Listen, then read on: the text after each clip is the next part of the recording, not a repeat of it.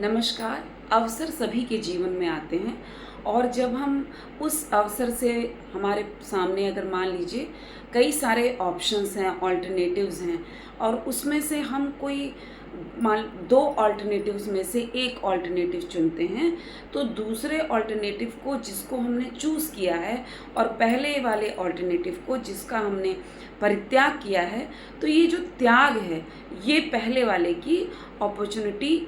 Cost है, यानी अवसर लागत है, क्योंकि हमने पहली वाली चॉइस नहीं ली, हमने दूसरी वाली चॉइस ली। तो इस तरीके के अगर हम आम भाषा में बात करें तो व्यक्ति के जीवन में ऐसे कई क्षण आते हैं, कई वस्तुओं को जब हम उपभोग कर रहे होते हैं तो ऐसे कभी कभी वस्तुओं के उपभोग में भी क्षण आता है, या हम कोई चीज़ निर्माण करनी है हमको, या हमें नौकरी की तलाश में हम कभी ऐसा होता है कि हमारे कई सारी जॉब्स में सिलेक्शन हो जाता है, तो जो एक को हम फ़ोरगो करते हैं और दूसरे को लेते हैं, तो उससे जो त्याग करना पड़ता है, जिस वस्तु का आपने त्याग किया है, वो उसकी अवसर लागत या अपॉर्चुनिटी